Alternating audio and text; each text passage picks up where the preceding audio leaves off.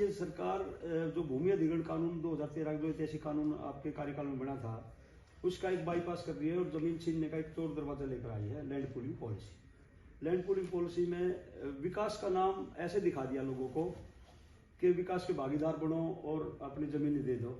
और आजाद भारत के ही नहीं, मतलब मैं तो कई बार कहता हूँ गुलाम भारत के इतिहास का भी सबसे बड़ा फ्रॉड किया इन्होंने। उन शर्तों पर किसानों का रजिस्ट्रेशन कराना शुरू कर दिया 2019 से, जो शर्तें किसान के पास है ही नहीं। आपत्ति सुझाव डीडीए ने मांगे, हमने लिख के दे दिए। 5000 से ज्यादा किसानों को हमने साइन करा के दिए डीडीए में। जन सुनवाई में हम गए, सब बट्टे खाते डाल दिया कूड़ेदान में और रजिस्ट्रेशन खोल दिया कि भाई किसान अपना स्वेच्छा से विकास के भागीदार बनो। और 70% की जो सहमति का कानून आपने बनाया था ना कि एक अधिग्रहण में, उसका मतलब उसको दूसरे तरीके से पेश कर दिया कि जिस सेक्टर में 70% की सहमति आ जाएगी हम उसमें काम शुरू कर देंगे।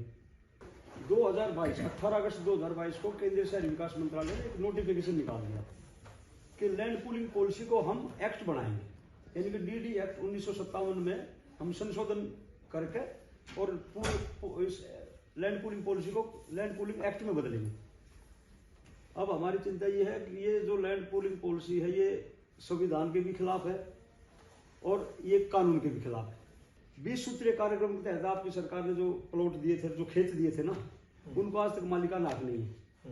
और हमारा जो गांव है, जिसे रेवेन्यू में एक शब्द है लाल डोरा, उसको हम इंग्लिश में कहें तो आउटर फिरनी रोड कह लेते हैं। जो गांव की आबादी उसके अंदर है, बाहर हमारे खेत है। उन खेतों में अब डीडीए मास्टर प्लान जो 2041 लेकर आने वाली है या 21 थी, जो 2007 में लागू हुई थी, उसके तहत उसको आर जोन बना दिया, सेक्टर बसाएंगे। दिल्ली में कह रहे हैं आबादी बहुत ज्यादा होगी तो हम यहाँ पर आवासीय इकाई बनाएंगे। बट उसमें एक बात बताइए, उसमें आपकी जमीन का दाम बढ़ेगा नहीं? देखो जी, उसमें थोड़ा वो तो फायदा होगा आपका प्रश्न बहुत अच्छा है, बहुत बढ़िया। लेकिन मोनोपोली कर दी सरकार ने। जब हमारे पास दूसरा विकल्प नहीं छोड़ा कि आपकी जमीन अधिग्रहण नहीं करेंगे हम, और आप चाहे तो अपनी जमीन को 60% ले सकते हो, लेकिन शर्तें ऐसी लगा दी जैसे किसान के पास 5 एकड़ है ही नहीं, किसी का 0.1% किसान है जो 5 एकड़ भूमि का है। तो उस तो दूसरी शर्त है वो ऐसी लगा दी जैसे, तो आपकी जेब में डेवलपमेंट चार्ज 20 करोड़ रुपए होंगे तो ही आप सेक्टर में जमीन ले पाएंगे। जब बिल्डर को ये पता है कि ये एक भी किसान अपनी जमीन, विकसित भूमि बोलते हैं डीडीए, विकसित भूमि जमीन नहीं ले सकता 60%, क्योंकि ये 2 शर्तों में फेल हो गया, 100% किसान फेल हो गया। तो मतलब फाइनेंशियल रिक्वायरमेंट इन्होंने इतनी कर दी है कि आप उसमें जा ही नहीं सकते।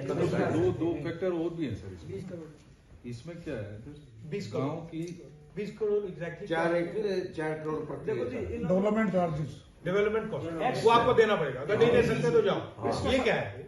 एक्सटर्नल डेवलपमेंट चार्ज ईडीसी कभी सरकारों ने नहीं। बिल्डर देगा, आपसे जमीन ले लेगा, खत्म कर। सर इसमें भी ना लैंडलेस सबसे ज्यादा पिस रहा है। सर सेकंड थिंग, गांव की ज्यादातर जमीनें जो है ऑलरेडी व्यापारियों ने खरीद ली है, तो हम जो गांव का व्यक्ति है उसको उसका कोई ज्यादा बेनिफिट वैसे भी नहीं मिल रहा है।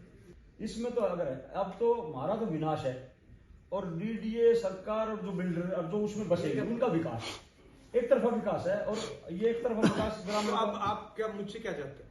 हम ये चाहते हैं देश की सबसे बड़ी जो पंचायत है संसद भवन, और उसमें आप विपक्ष के सर्वमान्य नेता हो, आप इसमें हमारी आवाज उठाओ। दूसरा, हम चाहते हैं एक बार दिल्ली देहात का दौरा, जिस तरह आप सभी वर्गों से मिल रहे हो, इस तरह दिल्ली देहात में आप जाओ, एक बड़ी महापंचायत और कुछ लोगों से, ठीक है, महिलाओं से वहां मिलो। आप जो आप चाहते हो 3 पॉइंट रखने हैं वो हम रख देंगे और आपके यहाँ दिल्ली देहात आ जाएंगे।